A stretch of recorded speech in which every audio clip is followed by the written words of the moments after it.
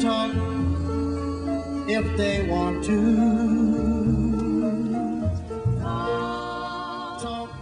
And welcome to Let Them Talk. I'm Paul DeRienzo. And I'm Miss Joan Marie Musi. And our guest, Elaine Brower, who's a spokesperson for The World Can't Wait. Yes, that's right. And The World Can't Wait is, we're going to hear what they're about, but I think one of the first things when you go to their webpage that they're about is impeaching George Bush and ending the war in Iraq. Driving out the Bush regime. Driving out the Bush regime, all right. And we should say first, welcome to Let Them Talk. Welcome. Thank you for coming. I was going to say such a non-committal point of view there. And so, Elaine, welcome to join us. Welcome to Let Them Talk. And we're facing now the listeners, the viewers throughout the borough of Manhattan and around the world. And we're going to give you an opportunity to talk about why the world can't wait. The world can't wait for what? Well, the world can't wait to get rid of this administration and all the atrocities that have been committed for the last 5 years. There's a long list of them, including torture, lying, spying on Americans, the deaths of Iraqis, the deaths of our soldiers. Well, how do you respond to somebody that would say George Bush is in the last 2 years of his administration, it's a lame duck, it's a Democratic Congress, how much harm can he do? What would you say to that? Well, that's really being naive. He can do an awful lot of harm, as we see. They've moved 2 carriers into the Gulf to attack Iran. It's the same rhetoric they used for Iraq. So we all need to get ready because they're going to start probably some sort of mild nuclear weaponry attacks on Iran. And our soldiers are sitting ducks. And there are 1 million, if not more, Iraqi refugees that have gone to Syria, Iran, Jordan. So if there is a war with Iran, which looks like it's pending, they're all going to be in great danger. The Middle East is an explosive device right now.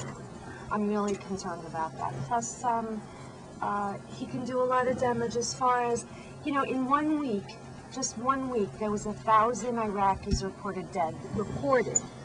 So, that's... Well, do you hold any hope for the Democrats solving the situation in a... well, I tend to like to be a little bit of an optimist, even though I'm part of Drive Out the Bush regime. And I joined them because I felt that that's really how I felt in my heart. My son went to Iraq. He did 2 tours overseas as a Marine. And I knew that the only reason we were in that situation because of Bush and his warlords in the administration. So I don't think that the Congress can stop them. I think it's obvious that he's just going to ignore what everybody wants and what everybody says, and he's a tyrant. And the only way we're going to end this war and any future wars is to drive him out of office. Do you think that it's possible because impeachment is a very legalistic method, and it requires the Democratic Party, the other party in the Senate and the House, to go along with the idea of impeachment. In fact, when you mean the people can't just bring it up? Yeah, they can bring it up as a moral prerogative. However, legally, it has to do with bringing impeachment. Really, is bringing somebody up on charges. It's bringing the president up on charges, and then impeachment would then lead to a trial in the Senate, as what happened with Bill Clinton. Right. And there, with Clinton, you had a very determined Republican opposition that wanted him out. And during Nixon's time, when he faced impeachment as well, in his case, it was even his own party was turning against him because it was so obvious what was going on. It was something that was needed to be. We won't get into the whole Vietnam thing, but obviously that was a situation that was out of control, and the ruling class felt they had to deal with. But now, I don't know. Are the Democratic Party or the Democrats really committed to ending the war? Are they committed to removing George Bush, sitting president from office over his conduct of this war? Well, I think there's 2 responses to that. I think what happened with Nixon was that there was such a mass movement from the grassroots all over the world, especially in this country. Campuses shut down, businesses shut down, people were out protesting. And what happened was, from what I understand, Agnew was considered Nixon's impeachment insurance, and the Republicans turned on him and asked Agnew to resign, which he did. And then they cut a deal with Ford, and Ford was was agreed to be the vice president, who was going to pardon Nixon. They all knew this was coming down the pike. They're much smarter than we give them credit for. So I think what we're seeing is deja vu. What we need is a grassroots movement. We need mass mobilizations on the campuses, in the streets. It's the only way that people are going to get their message across. And I think that generally the population in this country is sick and disgusted of the regime and of George Bush. People can't even watch him anymore. He's got the lowest approval rating. And Cheney has no approval rating. I think it's like 5%. Well, what does that make Cheney the president? If we get rid of Bush? I mean, I'm making devil's advocate type of question. Well, a lot of people are saying Cheney is Bush's impeachment insurance. That's true, but if you're watching the Scooter Libby trials, I see it happening all over again. It's possible that Cheney could either resign or be forced to resign over what's going on with the Libby trial. So it is almost like deja vu. Something's going to come up in the next week or 2 weeks. Nancy Pelosi as president? Well, no, I think what'll happen is Cheney will resign, and then they'll have to appoint a vice president. They'll all have to reach a consensus, and it's going to be that all over again. We just have to be very careful who they pick and who they cut deals with to be vice president to George Bush. Well, I remember what they said in the 70s about be careful who you buy a used Ford from. Now tell us something about the picture behind us. Well, yeah, that's a rally, and is that the D.C. rally, I think? I believe so. Yeah, that that's the D.C. rally. Yes, just recently. Yeah, no, this is the is trees that are green. This is a while back. I have to say, I just grabbed it off the internet. Oh, that might be the April 29th Right. rally That here was- in New York City, yeah. where there was about 300,000 people there. It was one of the largest rallies, if not in New York City. That's right behind us. By the way, that's our phone number, 212-757-1538. Some folks have tried. We'll try and take your calls in a moment. Somebody's trying now. I want to give it a shot. Let's see how courageous we are. And we'll take a call. If they call again, I guess we'll wait. And I want to ask some more about your group, World Camp, where you're in the midst of there's a speaking tour going on with various members.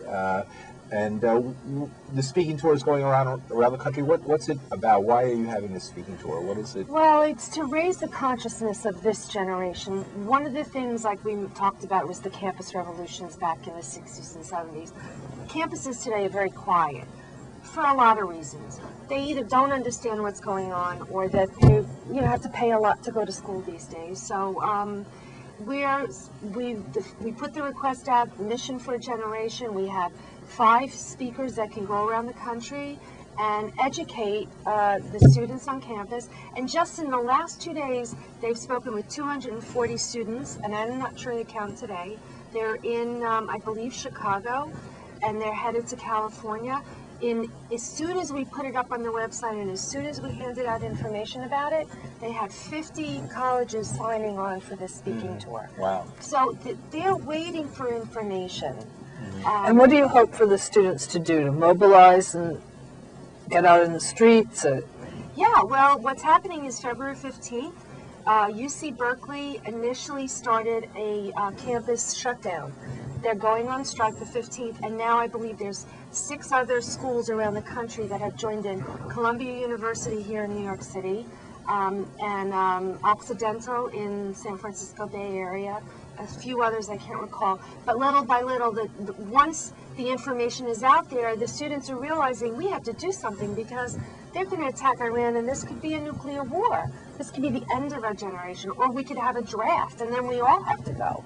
So they're starting to weigh the facts and see what's going on, that it really does affect them, and they don't like to see the death and destruction around the world either. So I'm very happy that we're having these campus shutdowns, and anyone out there who wants to speak to Mission of Generation Tour, you can go to our website, worldcan'twait.org. There's all the information there. We have 2 months ahead of us where we're booking college campuses around the country. Hey, your call now? I think we have somebody coming in. Hi, you're on. Hello? Hello, how are you? Good. Good. I take it you're opposed to any kind of a military action against Iran under any circumstance? Well, I'm not a politician, but I would think at this point, from what I know, I wouldn't think it was proper. I see. I'm sorry, forgive me, you didn't think it would what?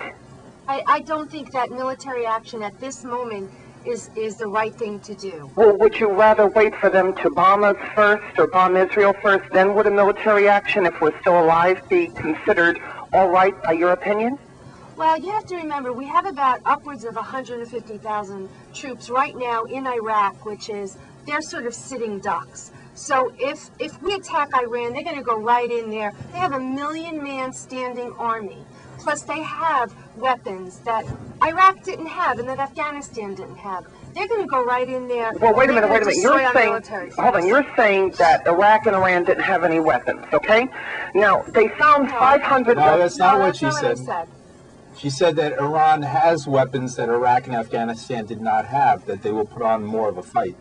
They have a 1 million-man standing Okay, army. all right. Well, then let me ask you a question. Okay, you know, there's an old expression that says if you don't learn history, you're bound to repeat it. Now, there are people who say that the attack in Iraq was wrong, even though they broke 17 resolutions. Okay, putting that aside, when Abraham Lincoln attacked the South was a sovereign nation. They wanted to secede from the Union, the same way we seceded from England, okay? So when you really get down to it, the attacks against the South, they were unjust, they were illegal. World War II, we were never attacked by the Nazis or the fascists, but yet FDR, who was a warmonger, okay, said, well, we were attacked by the fascists. Now, there were no fascists, no Italians, no Nazis, and no Germans in those kamikaze planes. We did not learn that there was a pact between those three countries until we went into Germany, and we invaded what was a sovereign nation. Now, don't get me wrong. Don't get me wrong. I'm not saying we shouldn't have gone after Nazi Germany. But when you really get down to it, when you stop to think about it, we were never attacked by the fascists or the Nazis. I just have a question for you. Wait, let me finish one thing, and then I'll be happy to answer your question. But yet the Soviets signed a pact with the Nazis, and we gave them a pass because FDR deemed them our ally, of which they were never our ally. We just had a mutual enemy with the Nazis, but they were never our allies, okay? Well, that has happened to us a lot in the past. We always sign deals and make pacts with other countries. We did but it what in bothers me... Let her answer her question. Yeah, I just have a question for you. Where's Osama bin Laden? Weren't we told that he's the one who masterminded 9/11? Well, and there were 17 Saudis on those planes out of 19. Yes, but wait a minute, I'm going to answer your question. The Saudi government never backed the actions of those 19 hijackers, of which I think only something like 17 were Saudis. But they never backed them. It was the same when those kamikaze planes attacked us on December 7th, 1941. There was not one German, there was not one Italian on those planes. Now, the same people who had peace signs in the 30s and 40s saying, let's love the Soviet Union. The communists are wonderful people. If they murder and they pillage and they put people in concentration camps called gulags, we should love and understand that. I don't understand Wait a minute. Those were the same people that said we need to go after Spain because Spain is a threat to the world. I want to know where Osama bin Laden is. Okay, well, let me ask you a question. Wait a minute. Oh, I'm going to answer that. It's a two-part thing. Please answer, because we have other callers who want to get on. But I'll make it quick. There's a two-part thing. If you want to know where Osama bin Laden is, you have to ask Bill Clinton, number one. But number two, wait a minute. Let me finish, and then I'll hang up. And it was no war for Monica. Let me finish. No war for Monica. Let me finish. The same words you're saying, they said about Zarqawi and they said about Saddam Hussein. If they catch Osama bin Laden, you know what the left is going to say? And I'm a Democrat. The left is going to say, big deal. How come they haven't found Jimmy Hoffa? How come we don't know where Adolf Hitler is? So, you'll make up We're going to go on. Else. Thank you very much, caller. Thank you, caller. Thanks for calling. Hello. Thanks for calling. And we have somebody else who's calling right now. I think I was going to give them a shot, but well, there's a lot here. Somebody else. You're on. Hello. What do you propose to do with Iran? Well, what do you mean by do with Iran? To them, you have no problem with them developing bombs? Well, who knows? I mean, they told us that Saddam Hussein had weapons of mass destruction. I don't believe a word I hear in the way of that kind of propaganda anymore. I don't think most of America does. Can I just say, what about North Korea? North Korea has a bomb. What do we do with them? I couldn't hear you. I'm sorry. North Korea, they already are closer to a nuclear weapon, a strike weapon, than Iran. Iran they didn't even enrich their uranium. Whereas North Korea has a bomb. You just the first one. So, okay, you don't believe that Iran is developing a bomb, so you think it's a... Well, we should go after every country then that's developing. No, I mean, it's the first tier is The gentleman just said he doesn't believe it. Well, why should I? Yeah, it's fair. That's Why fair. should I after what happened? Fair, but I mean, I mean, believe we're it. still looking for the weapons of mass destruction. That's why I said it's fair. I'm For you still to have looking that, for it. and it's probably healthy to be skeptical. And besides, what would they do with it? So what? A third world country has an atom bomb. I mean, so what? What are they going to do? There are assertions that they're trying to do it. It's just for clean power. Well, but so what even? So eventually every country in the world will have nuclear bombs. I mean, this is just Well, temporary. that was my first question. What would you do? And the answer But the whole is world nothing. is going to have them anyway. So that's the answer? Well, you could buy them from Russia. There's probably soldiers from Russia who stole them, who sold them to people a long time That's true. ago. That's a very And volatile Israel has situation. 200 of them. Yeah, and Well, your answer is nothing. We're the biggest abusers. You would do about Iran is nothing. We are this country is the biggest abusers of using I'm just weapons asking. of mass I'm destruction. speaking to the gentleman on the left. okay, I'm sorry. I'm sorry. I mean, he won't answer me, and then you jump in. Well, she can Well, jump she's in the- if she wants. She's the guest. She's our That's guest. why she's here. Right, but She I has can't that. She has that your pop. answer. She has those pops. She can jump right in anytime she wants. So your answer is nothing. I don't think it's a big deal, personally. I think it's a lousy reason for war, and it's just No, that, a who said war? pretense. A Who's pretense saying for it's war. not war? It's a pretense for war. Who said war? You're saying war. Yeah, I believe the U.S. is getting ready for war against, the Bush administration is absolutely getting ready for war against Iran. Well, He's I have not. a question There is for no our he's guest. done. Yeah, okay, we're going to move on. Thank you very much, Colin. Thank you. Are you against the current war in Iraq, or are you against the current war in Iraq and all wars? No, I'm not against all wars. I'm not a pacifist. My son joined the Marine Corps in '99. I wasn't happy about it, but we are patriotic Americans, and I believe that you need to have an army. Unfortunately, in this world, you have to protect yourself. But we're not protecting ourselves in Iraq. This was totally a war of aggression. And I feel terrible that my son, he signed because he wanted to be a patriot, he wanted to protect this country. He's upholding the Constitution, the Nuremberg Principles, the Geneva Conventions, and they sent him off to a place like Iraq where it's a war of aggression. They're killing innocent civilians, women, children, men, out of, just sheer bombing, and because they're there, they have to survive. My son said to me, Mom, when they dump you in a war zone, you want to come home. You have no choice but to survive. So, it's unfortunate that we're in this position. I'm against the Iraq war, and now that I've learned what this administration is up to, now I'm against Afghanistan. My son was in Tora Bora. He called me up one day, and out of shock, I said to him, what happened? He said, we bombed the caves, because he's a demolitions expert, and we knew Osama bin Laden was in there, but they let him get away. I said, why did they let him get away? He said, I don't know. I asked my major. My major said that we had to pull out. Those were our orders. We were not allowed to attack. So they let him get away. You tell me what that means. Now I feel that this administration has another agenda that I don't agree with. I think absolutely, you're right, absolutely right. I mean, I think the agenda has to do with rearranging, using 9/11 to rearrange world affairs in the Middle East that the U.S. has wanted to do since the Iranian Revolution and the Shah was overthrown. Yeah. And I think that's really been the target all along. And I think what's interesting is that what did 9/11 turn out to be? Really just what it is, a terrorist attack. In my opinion, I know there's lots of folks who think that the government was behind it. Maybe they're right. I'll give them props. We've had people on. But the evidence that I look at seems to look at it was just your standard run-of-the-mill, 20 guys in a cell, terrorist attack. It could happen all through history. It's happened before. It'll happen again in different countries. I hate to hear you call it run-of-the-mill, though. And that was a big... Take it, but that's a little scary. Right, but that's the motivations behind it. You're always going to have enemies. There are enemies. Yeah. Every society, it's religion, it's people. You have enemies. You're not friends with everyone. Right. I mean, look at New York City. Right. It's a conglomeration of people, and there are people that don't like each other. People are always looking for reasons, and for horrible things that happen, especially something like the World Trade Center attack. I mean, it's the type of thing where people can't believe that it just happened for some stupid, petty reason. And then the reality is maybe it just did happen for some stupid, petty Now, is reason. your son in Iraq now, or is he home? No, he just came home a month ago. Oh, you must be very relieved. I am, but, now with this surge, and now that they've cut down the amount of time that they get to spend at home, they can recall him. We've discussed it, and he can be recalled. So I'm very concerned about that. Wow. And right now we have somebody else is calling right now. Want to give it a shot? Sure. I mean, you're on. Hello? Welcome. Hello? Yeah, you're on. Hello? Speak up, please. Yeah.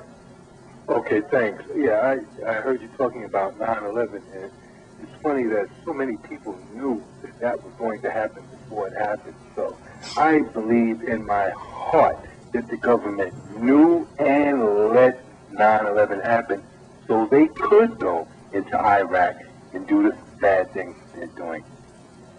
Now, what do you think about the impeachment concept? Oh, I wish they would impeach this crime family that's in the government, in the White House right now. The Bush administration is definitely a crime family. Condoleezza Rice, Wolfowitz, and all of those people. Cheney, he's a demon, and they should impeach those people. Well, that's good to hear. Glad to hear it. And they should be impeached for war crimes. That's what's going to be important, what we impeach them for, because no doubt about it. They should be impeached for war crimes. Those are war criminals that are running in the White House right now. And I'll just hang up on that. Thank you All very right, much. thanks for the call. All right. And we have another And this- caller coming in? Okay. You're on. Hello? Hi. Hi. How you doing? Yeah, I have a question for your lady guest there in the middle. Great. Elaine Bauer. Elaine. Yeah, Elaine, can you take your top off your Oh, God, I got it. I saw that one coming. We'll discuss it later. And not for mixed One of company. our big fans. One of our fans. Okay, yeah. Let's talk a little bit more about this impeachment measure and what we mean by impeachment, because obviously the type of impeachment I think you're talking about is less the type where we'll have Hillary Clinton banging the gavel on having George Bush removed from office. I don't personally see that. Maybe there's a way of getting to her, but I don't know. I think they're all in favor of this war. I think both Democrats and Republicans seem pretty much equally in favor of going into Iran. Maybe they're having differences over what date to do it on, or to go through this border or that border. But I don't think presidents are impeached anyway by votes of Congress. Ultimately, they are by the people, and it's impossible to take what's out there. And I think there is a feeling of real trepidation about what's going on in the Middle East right now. And do you think it's possible to get the type of public outcry that will force the hand of the powers that be? Well, one of the things that's happening, and we're also part of that, each individual state now has come to close to passing legislation on impeachment. Vermont is March, they're voting. New Mexico, I think, is voting this month. And it's rolling. It's rolling through the country. And what happens when they do that is they force their senator that they have to then present these articles of impeachment one by one. So if New York does it, which we're trying to work on, Senator Clinton is going to have to go along with it. This is a very slow process. It's a very cumbersome process, but people are starting to pick up on it. They feel anything that they can do, and it's really heartening to see that the masses, especially Vermont, New Mexico, California, we're doing it in New York, New Jersey is next, I believe. It's going to happen, and it's starting to pick up. And World Can't Wait Drive Out the Bush regime is taking it one step further. We really believe that if you're going to impeach them, you've got to make an example out of them. They are war criminals. So many millions of people have been displaced, killed, murdered, including our soldiers. Iraqis, I mean, could you imagine if they attack Iran? Iran is a thriving country. Tehran is a beautiful city. How could they possibly even want to bomb them? So I think people will get angry enough. I really do. I see it happening. From 6 months ago to now, I see a big difference. Right, and how people are looking at this. Oh, yeah. How about, are you in contact with other military families? How are the military families looking at it? Are they, because obviously you want to be supportive of the troops, but at the same time, putting your children in harm's way, we've seen, is a conflict. Right. It's a contradiction. Well, I'm also a member of Military Families Speak Out, and I work a lot with them also, and one of the things that just came up is the appeal for redress. What's happening within the military now is that they're forming their own resistance, and it's once again harkening back to the Vietnam War.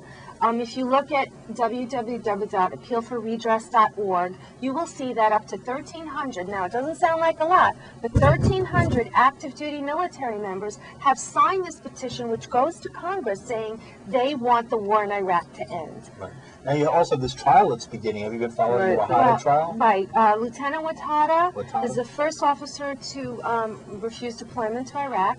Based on he studied about the Nuremberg principles, the Geneva Conventions, and he felt that it was a matter of conscience. He did not want to order his soldiers to commit war crimes.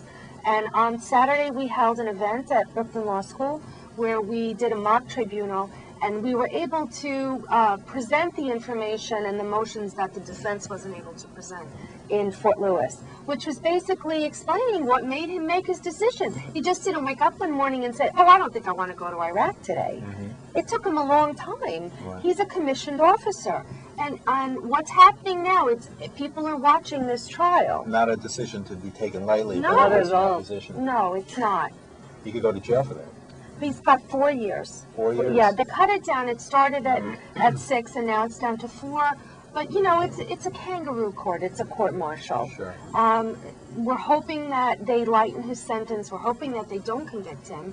But the judge in the case doesn't want to hear anything about the Iraq war being illegal or immoral. He's basically saying, you missed your deployment. You had conduct unbecoming an officer, 2 counts of that, and that's the end of it. So he has no defense. We have about a minute and a half left. How can folks learn more about World Can't Wait? Well, most importantly, you can go to our website, worldcan'twait.org. There's phone numbers there. There's lots of information about what we're doing. The weekend of February 17th and 18th, we're holding an impeachment summit.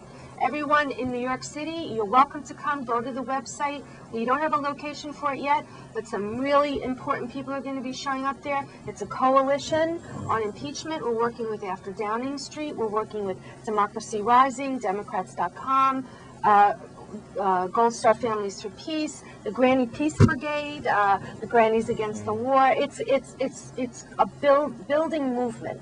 So please go to our website, worldcan'twait.org. All right. Thank you very much, Elaine Browder. We have about 20 seconds left. You're on. Hello? Hello? Hello. Quickie. Quickie. Okay, I'll make it quick. None of you consider yourself hypocrites when it comes to this issue, correct? No, we don't have much more time, but we don't. And with that, we're going to say goodbye. We'll see you next week. Join us next week with Professor Erwin Corey. That's right. He's our It's going to be a special really guest. fun show. Yes, we'll have a great show. Hope to see you then.